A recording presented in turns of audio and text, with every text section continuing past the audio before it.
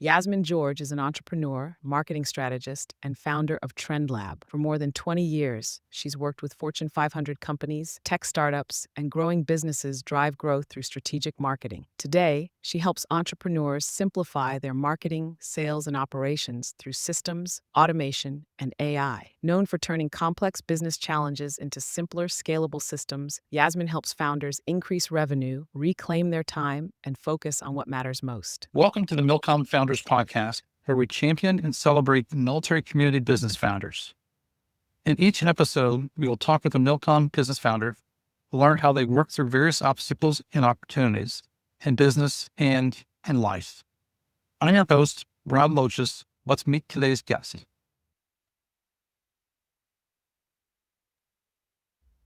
Welcome to the MilCom Founders Podcast. Today, we get to champion and celebrate Yasmin George, the founder of TrendLab, and a marketer, and she's really what she is also is she's a leader in the veteran entrepreneur community. Yasmin, thanks for joining us today. Appreciate you being here. For having me. Absolutely. So, Yasmin, softball question: what are three things that are important to you? So I'd probably start off with the most important probably to me is living a life of service and meaning. I think we all have a calling, doesn't matter who it is, but not everyone answers that call. Some feel it more than others. And I think those who tend to feel it more are those who come from tough backgrounds or some type of tragedy or trauma, and they want to make use of that because I believe we're all here to support each other in whatever that mission is. So that would probably be the first thing. And it's just, for me, is, everything that I do in my life, personally, professionally, is around that. Is what I'm doing all filtering up to whatever that bigger picture is. And a lot of times people are saying, well, I don't know what my purpose is. And a lot of times the answer is you don't need to know, you just need to keep moving. True. And eventually things reveal itself. So I guess the first is trying to answer my call, living a life of service. The second would be, I guess it's kind of in the same vein, but giving back, Mhm. to those in need. I don't think that necessarily always the same thing, but I just think, humility is important. And I think when you give to those who don't have, or just, again, doing things in the life of service, you start to feel like you're contributing to the greater good. And I would probably say the third thing, I say faith and family and combining that, Mhm. because I believe it's important to have roots and wings. And It's in a wing.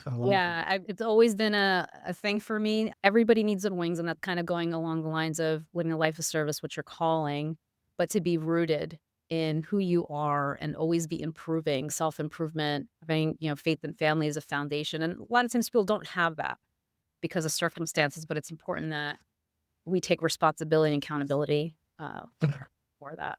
So I was just telling Natalie before the call that you're one of those givers. You give first, and everywhere I go, there's Yasmin giving back to the community, to the military community, and it's so cool and so much appreciated. That's for sure. Thank you for that. How are you associated with the military community? How did you come about well, being part of our community? yeah, well, I was a military spouse, active duty Army. And, for the longest time, I didn't really feel like a military spouse because I was living in a separate state with the service member, like my ex-husband. I, had a good job. We didn't have to PCS a lot, though he PCS, I did it. And I wasn't really part of the community. I was kind of like separated from that in a way. But it wasn't until the transition I found the tribe through Bunker Labs. Um, I absolutely so grateful for that organization. I tell Todd Connor that all the time.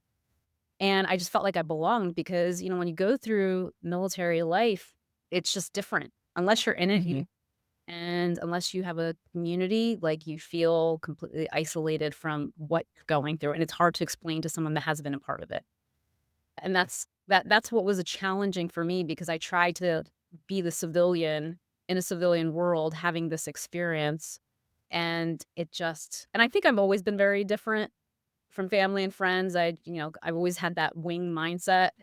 Uh-huh. But I also had the wing mindset, and so I just thought differently. I had different experiences growing up, and so the military life just really solidified, okay, this is very different, and it was one of the greatest honors of my life. I would do it again in a heartbeat. Yeah. It was easy, but it was obviously something very worthwhile for me. So kind of Absolutely. how I came into the community, and I just loved the types of people. Everyone had a heart to serve. Mhm. Everyone sacrifice, and I'm gonna, I'll say that broadly, but more specifically, my experience has been in the military connected entrepreneur community. Once you go through service, which is hard, whether you're veteran, military spouse, even dependent, you understand that hardship. But to be an entrepreneur, that's a whole other layer of Mhm. wanting. You have to do it because you want to serve in some capacity with your talent, with your calling, whatever it is. And so there was always just this layer of trust, a layer of everyone's family. The first question was like, "Who are you?" And then the second was, "How can I help you?" That's how I felt That's right. most. So I just felt like I belonged. It was my tribe, and it just stuck. Yeah, that's so cool. It's before I told you my story before, Yasmin, but you know, Army Reserve, 8 years. I forgot about being a veteran. Completely forgot about it until I went to teach a class to a bunch of veteran entrepreneurs. All of a sudden, I'm like, wait a minute, this is my tribe. Where have you been all my life? And I'm so blessed that I got reconnected with it 7 or 8 years ago. It's been fantastic. And to meet people such as yourself and Bunker Labs was part of that journey, actually a huge part of that journey for me and bringing it back into the community. But how did you get involved with Bunker? Yeah. So initially, when I started my own business after we got out of the military, and I was just so used to moving around and just interacting with people. But when you're a solopreneur, it's like you're working in the same four walls. There's no people Mhm. connect with, and I was going crazy. And I saw that WeWork had this free co-working space for military community entrepreneurs. I'm like, oh, what is this? And I applied, and it turned out to be this whole incubator program called Veterans in Residence. This is back in 2019. I was part of Interesting. 2019A, and it was Mhm. I had to go through this interview, and I found out it was this whole incubator program. I'm like, oh, this is pretty cool. And that was when I remember, his name's Adam Nelson. I'll always give him credit for it. He was he worked for Bunker at the time and interviewed me. He's like, "You're one of us," being a military spouse. Uh-huh. Huh. And that was just when I felt like I belonged, and and just that whole it was a very different program when I was in versus what it is now. But it was a cohort of 10 companies and 17 weeks. My mentor then is still my mentor to this day. And like a lot of people in this cohort I'm very close with, or very close Yeah. friends. And yeah, it's just from there I volunteered to help, do trainings. I was a facilitator for CEO Circle when it was more geographical, not what it is today. And I just kind of Mm.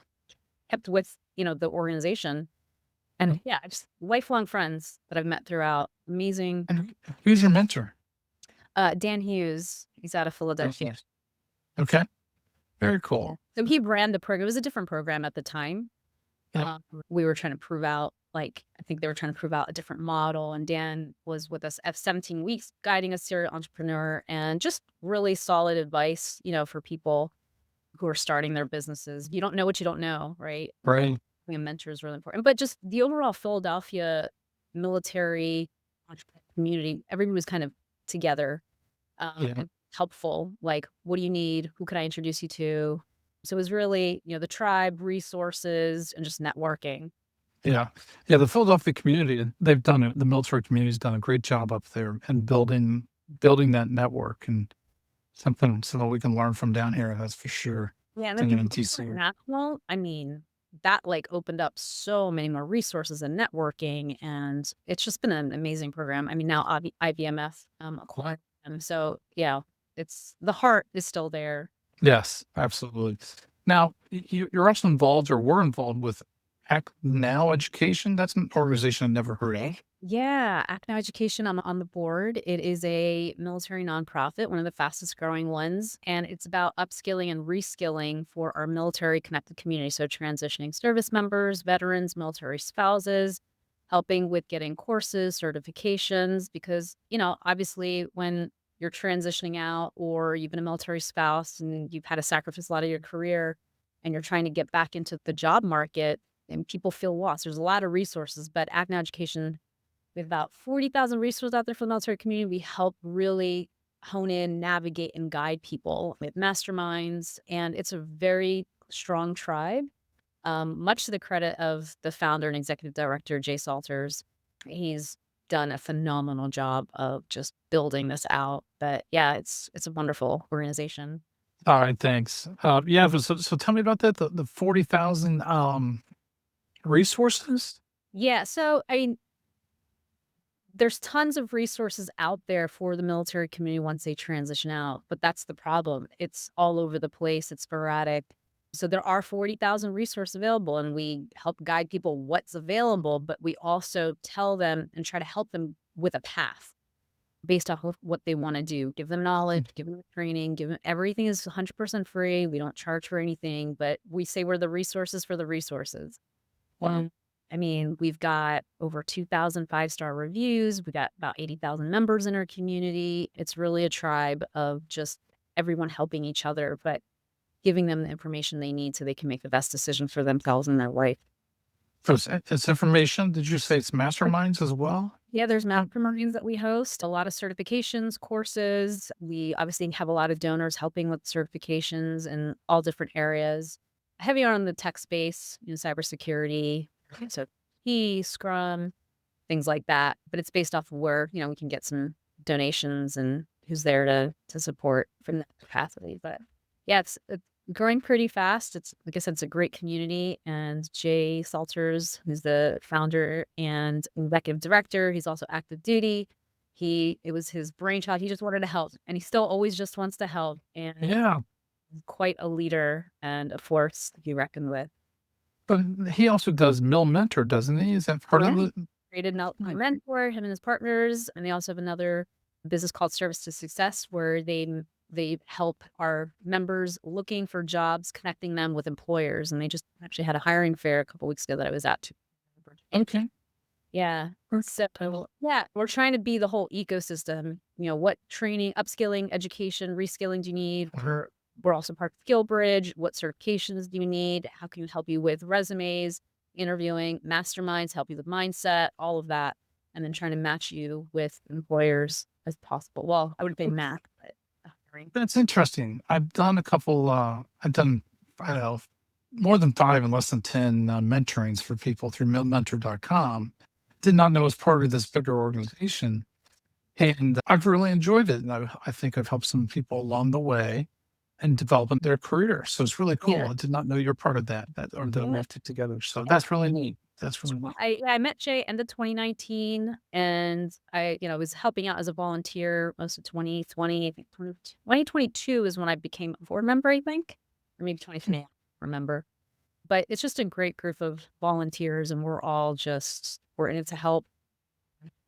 News is just vast. We went from I think 6,000 people to 80,000 people.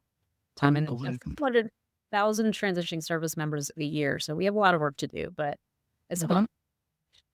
Yeah, very cool.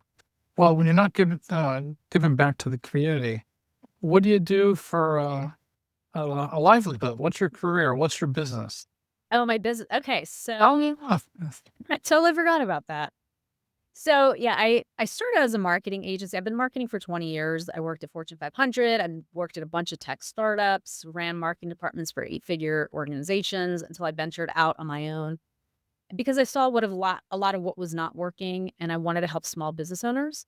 Most people think marketing is very tactical, promotional, ads, social media. And so initially that's why I started all right, what do people want? Let me give it to them. That's how you start a business, right?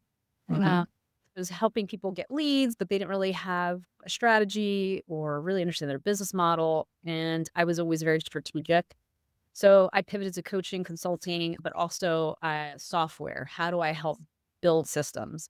Because that was the missing link. I saw a lot of really successful businesses, online businesses crush it, 8, 9 figures. What are they doing differently? Everyone tells you about, ads and copywriting and all the things that you're supposed to do in this day and age. But there was always a missing piece that people didn't say. And that was really, how do you build out systems? You cannot scale without systems. You will burn out without systems. But what that forces you to do when you have systems is simplify. And that's where the strategy part comes in. And a lot of times, most people don't understand how deep marketing is. Most people think it's just the tip of the iceberg, the front end promotional stuff, but the depth is underneath, which is what's your system, what's your strategy, but your strategy tied to your revenue. What Real quick, what's the name of your business?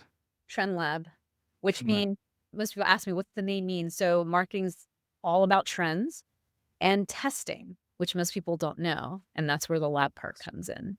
And so you always have to test to understand where the trends are because your audience can change, the economy can change. And so what you thought might work at one point might not work 3 months from now. And we all obviously got hit with that during COVID. What thought worked at one point didn't work because the entire world just changed. Yeah.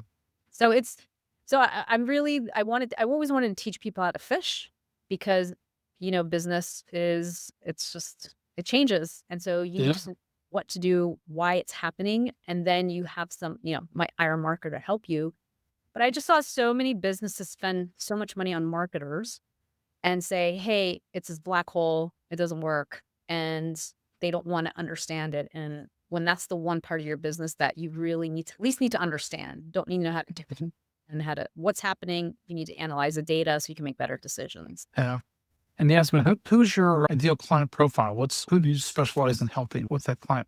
Uh, for me, when because I focus mostly on systems, it's around 6 and 7 figure businesses because they're not necessarily looking for leads. They're looking to get back time and to scale their business and come up with the next level strategy because what got them here is not going to get them there. So a lot of times people 6 and 7 figures because they hustle their way there. Not knocking it. It's just what you need to do to validate your product, get the right, survive. But most people want to scale or just have time for themselves if it's like a lifestyle business. How do I take not just have time for myself, but how do I take home the money that I want so I can live the life I want which is the reason why they started their business. That's right. Why for the people look at the revenue? It's like, oh, did I hit this revenue goal? And I always say, well, what's the take home profit? That's what you really want to know. What's the time that you want for yourself and your family? Otherwise, you're just, in a 24/7 job. Yeah. There's a question we often ask prospects, and it is, what's your end game? And they often go, huh? It's like, no, what's your end game? What does this look like? When do you want to sell it? How big will it be? Yeah, what's it really look like? Oh, well, I haven't thought about that. Oh, well, let's get you to think about the end game so we can help you plan to and through that.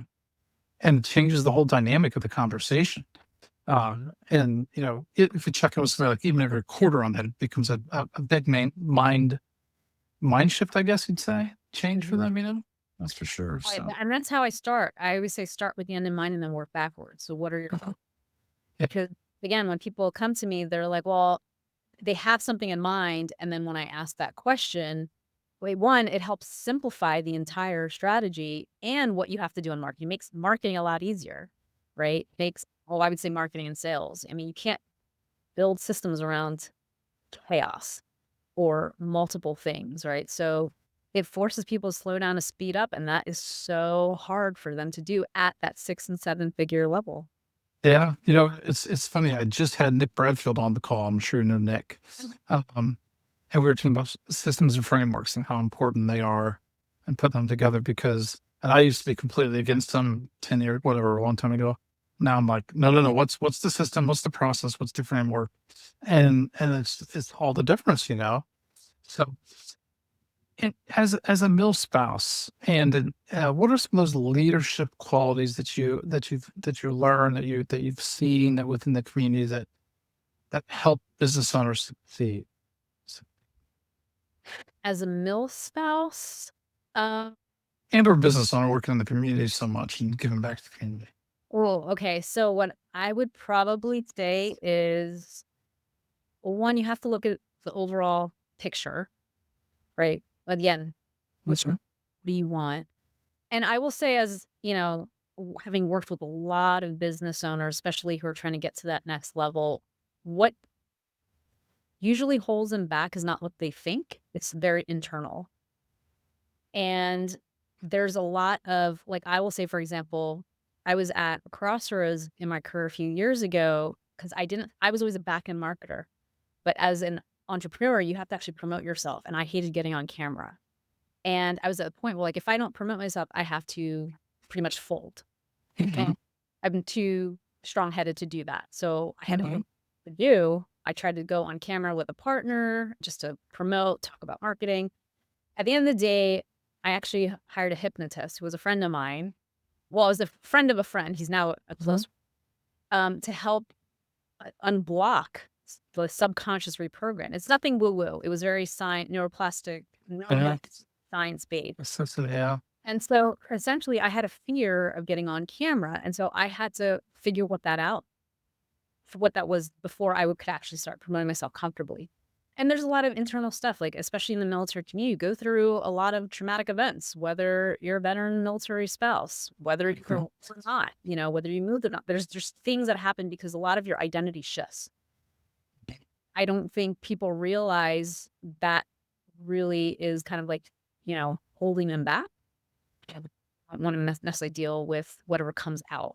So that's what I see a lot of times. And, your circumstances change, people change, you can't stay the same, or you outgrow people, you're doing the work, someone else isn't. Your environment is another big. Your environment shapes you. You're the sum of the 5 people you surround yourself with. You have to make hard decisions with your environment so that way you can be the best version of yourself. So a lot of it, to me, I see as more internal, and having the right people around you makes the most difference for sure. But It's so easy to find the right people, isn't it? You just or I mean, for me at least, I found the right audience in terms of the military connected entrepreneur community. I feel like that is so that helped me at least know I was in the right direction. And then I found my people through that. But until you really know yourself and who you are, where you want to go, it's hard to align with your business and your network.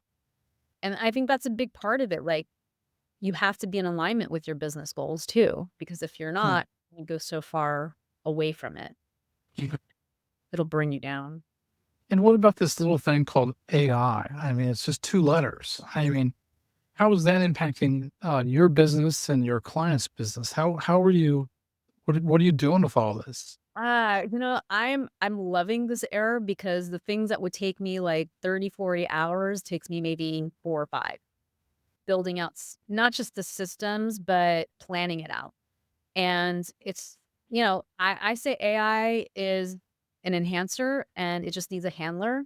So if you have a unique framework that you use for your expertise, you can make your life so much easier and for your clients.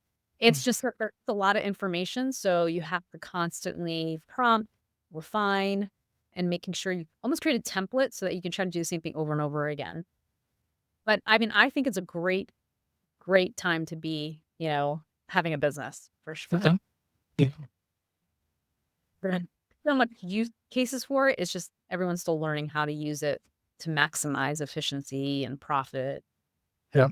And are you deploying it for clients? Are you using it in your business? How is this working? I mean, I'm doing a lot of beta testing before I launch something fully. But yeah, I've been using it for branding, positioning, copywriting, launching for other clients that I've given, building chief of staff agents.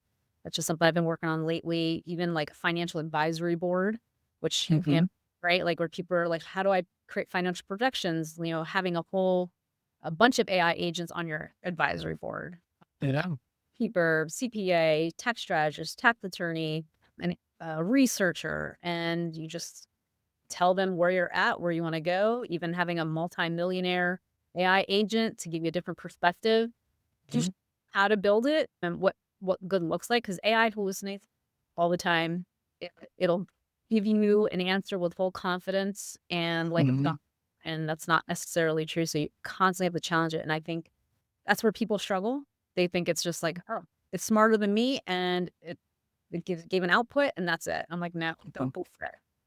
That's right. That's right. Trust and verify. Absolutely. Yeah. You would need a human element to it for sure. I think that's what people might think, that they don't need a human expert. Yeah. I'm going to mention this word and I'll come back to it. Leadership. I think leadership is still a key thing to what we need to do. But the one thing I've seen is, we're deploying AI in one degree, and it's so cool. It can do so much. So we looked for some outside consultants, and this is what reminded me of literally back in the day when the web first came around. People would say, "Oh, I'll build you the website, but I'm going to own it so I can maintain it and X, Y, Z." And so I was talking to the AI guy the other day, AI expert company. He said, "Yeah, we deploy on all of our own systems, and that way we can get update for you." And I said, "Well, who owns the technology?" "Oh, well, we do." Yeah, you're not the dude for me. You're not the client for me. I think that is such a uh, to me, it's a bad business model for the person Yeah. who's paying for the service. I was like, I don't need to use AI to know that's a bad idea. I was like, are you flipping kidding me? So I just think as we evolve and do business, it still comes down to, as my grandpa would say, you cannot email a handshake. You got to know the people that you're trusting with your data, with your relationships, with your money, and you got to know who's that Wizard of Oz behind the curtain. All right. But leadership, how do you think that leadership interacts with AI? Being a good leader. Um, Maybe I should tell you my take on it, and Sure. because that's kind of a whatever. But so my belief is as we found and we deploy more and more AI with and for our clients, is data and AI still cannot lead people, and we still need to be able to teach our client, coach them, collaborate with them, and even challenge them. Because otherwise, they got all this data, they got all this AI, they got all this. Yeah, Jill, are you going to make this decision?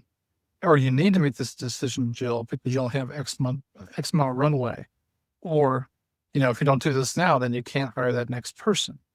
So to me, that leadership piece is still such a huge piece.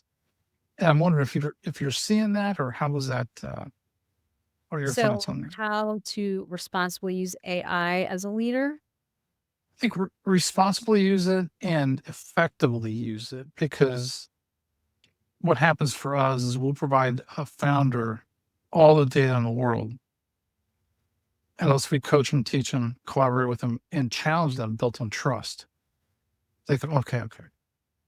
No, you got to make a decision, and how do we build that trust so we can actually lead that client?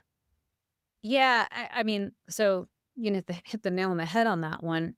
So when you build AI agents, it's slightly different because like I said, you could put your unique framework, right, into it. Your questions, your compliance, parameters, things like that to help. Like, I don't know if you're building agents or like AI, you can use it in so many different frameworks. You Yeah. build it. You can, like I said, have agents. You could use the chat feature. So it depends on how you use it, but I do believe that it's not like a set it and forget it. There needs to be the guidance of here's today how you can use it responsibly. Here's how it could, give you an output, but then you need to double check the work because it'll make a lot of errors unless you've really tightened up just how it was built out. So I mean, I like I said, I would say AI is an enhancer. It needs a handler and having the right people and expertise to make sure that it's having the right output and guiding you in the way that you would want to, because it will guide you down the wrong path if you let it. Mm. And a lot of times you have to ask it, where did you come up with this? Where did you get this? Yeah. And it'll say, oh, well, I just kind of made it up.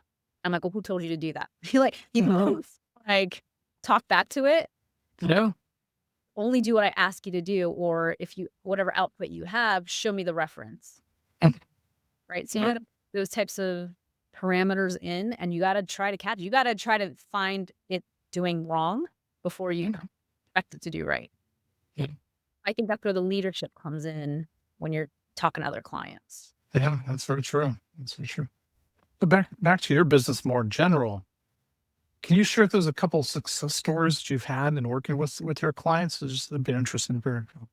Um, there's been, there's a couple different outputs that people just loved. So I have one client who is an executive coach and he wants to launch a new program and offer. So what does that whole launch plan look like? And it's a lot of work, right? From just what's the goal? What does the flow look like? What's the timeline and calendar? Like, how do you launch something to what are the email sequences at every phase to what are the metrics that you need to be looking out for? So that way, when you do it again, now you have data to tell you what to refine and optimize. And a whole launch plan that most people miss. They only do parts of it and it becomes a very comprehensive one that them and their team can then use. And they just do it over again. And so it just takes a lot of the guesswork out. It's still a lot of work. Reviewing, I think the first time you do it, the second time it just comes better. And that's the key to marketing. It's you don't try to launch new things all the time. You try to launch the same thing over a period of time to refine because that's where the goal is. So yeah, it's just helping get through a lot of that build out faster and then actually implement. So that's one use case. The second one that I've done recently was I have a 8-figure client. He multiple businesses and brand, and he wants to build his personal brand to help all the other brands and to be, I wouldn't say an influencer, but someone, an expert and thought leader. And he's like, I got all of these thoughts, but I don't know how to put it together. And so one interview, I could pull out every part of his brand, his positioning, his legacy, what he wants to be known for, and came up with the entire brand positioning document, so to speak. And his reply to that was like, Yasmin, that is everything that was in my head, and you just made me feel so powerful. Now there is some energy to, okay, I can't wait to do this. Now, how do you content around it? And then I come up with all the content based off his brand positioning and how he wants to be, what he wants to be known for. And so now on that, and other things like building out his landing pages, building his list. And so it's really been nice to just, people who are really trying to take the next level and they're trying to figure out what to do. And now they have this output. But again, use the handler to say, hey, is this right? And then we update things and refine things, but it just makes it a lot easier for both of us.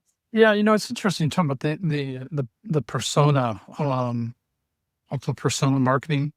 And